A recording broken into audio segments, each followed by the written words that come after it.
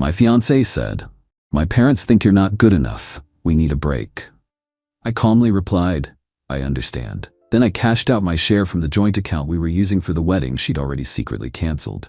Her break became permanent and expensive. I'm 32 male. Until 3 weeks ago, I was marrying Nicole, 29F, next spring. 4 years together, save the dates out, impressive venue booked, her dream mostly. Her parents, Stephen and Angela Hawthorne, were always present, hovering. I always got the vibe they thought Nicole was settling with me, a project manager, not old money like them. It unraveled on a rainy Tuesday. Cliché, Nicole came over, "We need to talk." Her eyes did that shifty thing. "My parents, they're worried I'm rushing into things," she began, twisting her ring. "They think maybe you're not quite established enough for the life they envision. Not good enough, after 4 years and her pushing for this big wedding." "So what are you saying, Nicole?" I kept my voice even. "I think we need a break," she said, "to reevaluate. For me to think. For you to consider what they're saying." A break. Weeks before final deposits. After I'd poured a significant 5-figure sum, my savings, into our joint wedding account. My $30,000 was in. Her $30,000 was also in the account. Whether from her own earnings or entirely bankrolled by her parents, I didn't focus on then, but the full sum was present, matching mine. About $60,000 total. Something felt off, rehearsed. "I understand," I said. She looked surprised. "Expected a scene, I guess." "Yeah. If you need space, you need space," I shrugged. "How long? A few weeks? A month? Just space." "All right." She left. The apartment felt huge. An hour of numbness, then cold, methodical anger. Her words, not good enough. Her demeanor, relieved. The timing, suspicious. A nasty little voice, check the venue. Next morning, I called the coordinator, Brenda. Pretext, menu detail. "Oh, Mr. Davies," she hesitated. "Actually, Nicole called late Monday afternoon. She canceled the booking." Monday, the day before the break talk. "Canceled?" I kept my voice light. "Reschedule?" "No. Full cancellation. Unforeseen circumstances," she said. "The initial $10,000 deposit is non-refundable, of course." That deposit came from our joint account, our $60. So the break was theater. The wedding was already dead, by her hand. I logged into online banking. Joint account, $50,000 remaining. My $30K contribution, her $30K, minus the lost $10 deposit. My half of that remaining $50K was $25,000. It was my money. For a wedding she'd secretly killed. I transferred my $25,000 out. Clean. Then I texted her, "Nicole, just found out from the venue you canceled everything on Monday. Before our talk. So the break is permanent. I take it. I've withdrawn my share of the remaining funds from the wedding account. Seems fair since there's no wedding. Hope you find whatever it is you're looking for." Blocked her. Her parents. Her best friend Amy. Sometimes, understanding is a very expensive lesson for someone else. Update 1. A week since the text. The silence didn't last. Blocking is merely a suggestion these days. Thursday morning, voicemail from an unknown number. "Nicole. Angry, not sad. Justin, what on earth do you think you're doing? You took money from our wedding account. You can't just do that. Call me immediately." Our wedding, the one she canceled. Delusional. Didn't call. Emails followed. From Nicole. Urgent, financial error. You've made a huge mistake. Gist. I'd stolen from her. I was petty, ruining her. The break wasn't a breakup, a likely story. Her parents were disgusted. Return her money. My $25K magically became her money. She waffled about the venue cancellation being not finalized when she realized I knew. "Lady, full cancellation is pretty final." Then Angela, Nicole's mother, got my work email. Masterpiece of passive aggression. "Justin, Nicole is distraught. While we expressed minor reservations, your actions have been disproportionate and cruel. You have taken funds earmarked for deposits. Nicole is now in a terrible position. As a gentleman, you should rectify this oversight at once." Rectify this oversight. Love that. As if I accidentally tripped and my money fell out of her account. The $10 venue deposit was already gone. $5K to mine, $5K hers. My withdrawal of $25K from the remaining $50K left her with her exact $25. Math. It's not that hard. My one reply to Angela CCing Nicole. "Dear Angela, Nicole canceled the wedding venue on Monday, October 9th, before informing me she wanted a break. The funds were for that wedding. No wedding, so I reclaimed my portion. Nicole has her full contribution. Any further commitments are her own.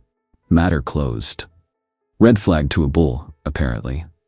Weekend barrage, missed calls, frantic emails. Nicole, the caterer needs their deposit. The photographer, I paid some of that from my personal account, assuming the joint money was there. You owe me. Her claims about these other vendor payments, supposedly made from her personal account, gave me pause. If true, the timing would be crucial. More things to verify, I supposed. Her brother Brandon, 31M, messaged me on a professional networking site. Justin, man, what's your deal? Nicole's a mess. Mom and Dad are concerned. Give her the money back. Be the bigger person. It's just money. It's just money. Easy for him to say. The bigger person doesn't lie or secretly cancel weddings. Saturday night, looking at an old photo, we were happy, felt like a fool, a flash of regret. Then I remembered not good enough. The calm returned. This is about facts, not emotion. She made choices. She's facing the price tag. Her break is permanent and expensive. Good. Update 2 a few weeks later, the temperature's up. Not by me. I'm still Switzerland. Cool, calm, and collecting receipts. Nicole and the Hawthorns, Stephen, Angela, and Brandon as attack dog have doubled down. It's almost impressive. Dirty tricks. Social media vague booking. Nicole's sad, cryptic posts. Trust betrayed, picking up pieces. Amy, her friend, cheering her on. He never appreciated you. Annoying, but ultimately hot air. The shared items gambit. Nicole emailed a demand list for items from my apartment. Some gifts from her, fair enough. But then my stuff bought pre-Nicole. Sound system, art, logic. We enjoyed them together. No, that's not how ownership works. She also demanded some kitchen gadgets that were wedding shower gifts sent to my address from my relatives, clearly intending them for herself rather than for return to the givers. The audacity. The financial fog machine. This is the big one. She's now claiming she fronted thousands for various wedding things, dress alterations, deposits for smaller vendors, from her personal accounts, with the understanding she'd be reimbursed from the joint wedding fund. As I looked into it, I found she had produced some invoices. The problem? I never agreed to reimburse her for personal wedding attire from the joint fund. Her dress was her dress. My suit was my suit. Those deposits she was claiming? I discovered some of them were dated after she canceled the main venue. So she canceled the wedding, then continued to spend money on… what exactly? A phantom wedding? Or was she hoping I wouldn't find out about the big cancellation? She's also demanding I pay half the cancellation fees for vendors she booked and she canceled, including the main venue's $10K non-refundable deposit. She conveniently forgets that $5 of that lost deposit was my money already. She wants me to pay another $5, so she's whole and I'm out $10. The math of the truly entitled is a special kind of creative accounting. Her parents are backing her. Angela called my mother. My mom listened, then basically said, Angela, it sounds like Nicole made some decisions without consulting Justin and is now upset about the consequences. Justin is a grown man, and frankly, from what he's told me, his actions seem perfectly reasonable. That conversation ended quickly. Go, Mom. Brandon leaves sanctimonious voicemails. You're really showing your true colors, Justin. This isn't how a man behaves. You're leaving Nicole high and dry over a misunderstanding. A secret wedding cancellation is a misunderstanding? Okay, buddy. My response to all this? Documentation. Every email, voicemail, transcribe the important bits, every text message from before the break, my own bank statements proving my wedding purchases, confirmed with vendors I dealt with that no contracts were solely my responsibility. Quick chat with a lawyer, showed him the timeline, the joint account agreement. It was a simple one, thankfully, just stating funds for mutual wedding costs, proof of my contribution, and Nicole's venue cancellation confirmation. His take? I'm in the clear. The money I took was verifiably mine, intended for a purpose she unilaterally nullified. Her subsequent spending or cancellation fees are her problem. He said, she's trying to bully you. Don't let her. Good advice. The expensive part for Nicole is already happening. She's on the hook for several non-refundable deposits she paid after canceling the main venue, but before the break talk, thinking, I guess, that she could still salvage some of it or pin it on me. The photographer, the fancy cake lady, the string quartet she absolutely had to have for the non-existent ceremony. Those vendors want their cancellation fees, and they're looking at her, not me. I haven't been aggressive. I haven't slandered her, I've just stepped aside. Pulled my support, pulled my money. It's fascinating, really. How quickly we and us became you owe me when the free ride ended. My resolve is solid. She wanted a break, she got one, a permanent, financially inconvenient one. The not good enough comment still stings sometimes late at night. But then I look at the growing file of her increasingly unhinged demands and I think, yeah, I'm good enough to not put up with this. Update 3. Well, Merry almost Christmas, everyone. Or, if you're Nicole Hawthorne, probably not so merry. The last month has been enlightening. The entitlement reached its crescendo, and then finally, the music started to fade. For them, anyway. For me, it's been a period of calm, firm lines in the sand. So, the dirty tricks continued for a bit, then sputtered out. Nicole, through her father Stephen this time, actually had a lawyer send me a letter. It was full of bluster. Misappropriation of joint marital funds. We weren't married. Emotional distress, breach of promise, to marry, the one she called off. It demanded I return the $25,000 I withdrew, plus an additional $15,000 to cover her losses from canceled vendors and damages. So, $40. Ridiculous. My lawyer, yes, I retained the one I consulted just to be safe, sent back a very polite, very factual 2-page response. It included a clear timeline of events with copies of the venue cancellation confirmation, time-stamped before her break speech. Bank statements showing my $30 deposit into the wedding account and my $25 withdrawal, leaving her precise initial investment intact after the venue's non-refundable deposit was paid from the total. A gentle reminder that any contracts with other vendors were entered into by Nicole, and any cancellation fees were her responsibility, especially those incurred after she'd already secretly canceled the primary wedding arrangement. A firm statement that there was no legal basis for her claims, and any further attempts to pursue this would be met with a counterclaim for harassment. We never heard from their lawyer again. I guess even he realized he couldn't polish that particular situation. Stephen Hawthorne probably wasn't too happy about paying legal fees for that dud. The social media vague booking also fizzled. I think some of her friends, maybe even Amy, started to piece things together or just got bored of the drama. When your sob story doesn't result in cash, people lose interest.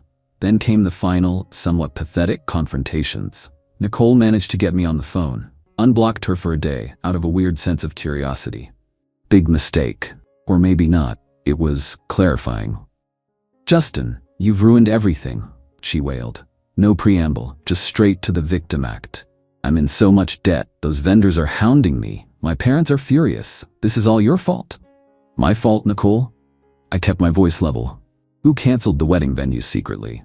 I was under pressure. My parents, I was confused, but you didn't have to be so vindictive, so cruel, taking all that money. It was my money, Nicole, my share. For a wedding you decided wasn't happening. What did you expect me to do? Let you spend it on your solo life? But the deposits, the commitments, a real man would have covered those for me, to be a gentleman." There it was again. The gentleman card. A real man, I said, wouldn't have been lied to and manipulated. A gentleman, by your definition, sounds like a doormat with a bank account, Nicole. And I'm not that. She started crying then, or making crying noises. "You don't understand how much this has cost me." "Oh, I think I do," I said. "It's cost you exactly what your choices have incurred. That's called responsibility." Then I said, "I hope you figure things out, Nicole. Goodbye." And I hung up, blocked her again, for good this time. A week later, Brandon, the brother, tried an ambush, saw me at a coffee shop I frequent. He strode over, all puffed up. "Justin, we need to talk about what you've done to my sister." "Brandon," I said, not even looking up from my laptop. "There's nothing to discuss. Your sister made choices. She's living with them. I suggest you and your parents help her sort out her finances, since you were all so instrumental in her decisions." "She's your fiancée. Or was. You have a moral obligation," he blustered, voice rising. People were starting to look. "No, Brandon, I don't. My only obligation was to a partnership, and she dissolved that without telling me. The only thing I did to your sister was refuse to pay for her mistakes." "Excuse me." I got up and left. He looked like he was about to explode. Let him. The fallout for Nicole, from what I've pieced together from the edges of our now severed social circles, has been significant. The thousands she claimed to have fronted for various wedding bits and pieces? Turns out, many of those were put on a credit card. Her credit card, with a hefty interest rate. The vendors she ghosted after canceling? Some of them were small businesses. They pursued their cancellation fees, as they should. The pressure from her parents is apparently immense, not in a supportive way, but in an Angela is mortified by this public failure and Stephen hates wasting money kind of way. They're probably helping her financially, but I guarantee it comes with a lifetime supply of "I told you so" and "how could you be so foolish." Her grand vision of a perfect wedding, likely bankrolled by a combination of my savings and her parents' desire for status, imploded. And she's left holding the bag for all the pieces she tried to keep juggling after she'd already dropped the main one.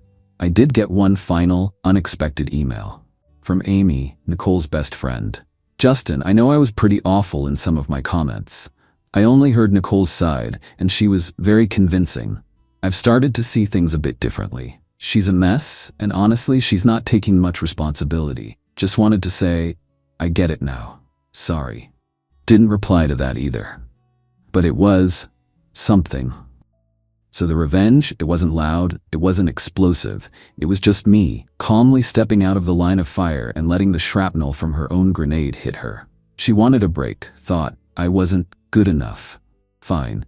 She got to see what good enough for her parents' standards would actually cost when my contribution was removed from the equation. It was expensive. Very. Final update. It's been nearly 5 months since that last phone call with Nicole, and about 7 since my world tilted on its axis. Figured I owed a final update to those who followed this mess. Life moves on. It's quieter now. The anger has mostly faded, replaced by a kind of weary pragmatism. I don't rejoice in Nicole's financial struggles, but I don't lose sleep over them either. She built that bed, she's sleeping in it. From what little I hear through the grapevine, it's a small world, even when you try to shrink yours. Nicole is still dealing with the financial fallout. She had to move back in with Stephen and Angela for a while to save money, which I imagine is its own special kind of hell for all involved. The dream wedding debt is apparently a sore subject. She's working, but those vendor cancellations and perhaps some ill-advised spending in the immediate aftermath of our split hit her hard. There's no talk of her dating anyone new. I suspect her confidence, and perhaps her parents' willingness to fund another social experiment, took a beating. Angela and Stephen Hawthorne are, from all accounts, back to their usual selves, probably lamenting their daughter's choices and subtly, or not so subtly, blaming everyone but themselves for their part in pressuring her. Brandon, I've heard, still thinks I'm a villain, but his opinion matters less to me than the price of coffee. As for me, the $25,000 I'd withdrawn from the joint account in the very beginning went straight back into my savings where it belonged. I kept the engagement ring, it's in a safe deposit box. Maybe one day I'll sell it, or maybe it'll just be a very expensive reminder. Haven't decided. The "not good enough" line still echoes sometimes, usually when I'm tired or a sad song comes on the radio. It's a scar, I guess. It made me reevaluate a few things, made me more cautious. Trust is a fragile thing, easily broken, harder to rebuild. I've been on a few dates, nothing serious. I'm not in a rush. There was no dramatic courtroom showdown, no public shaming, beyond what she brought on herself.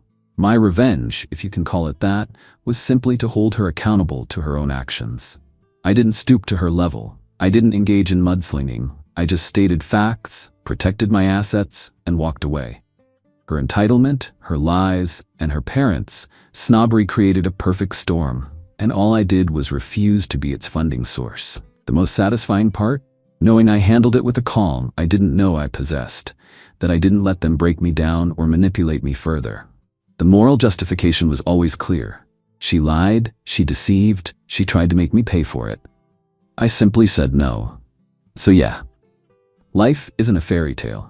Sometimes the princess reveals herself to be more interested in the royal treasury than the prince. And sometimes the not good enough guy turns out to be good enough to see through the deception and walk away with his dignity and his savings intact.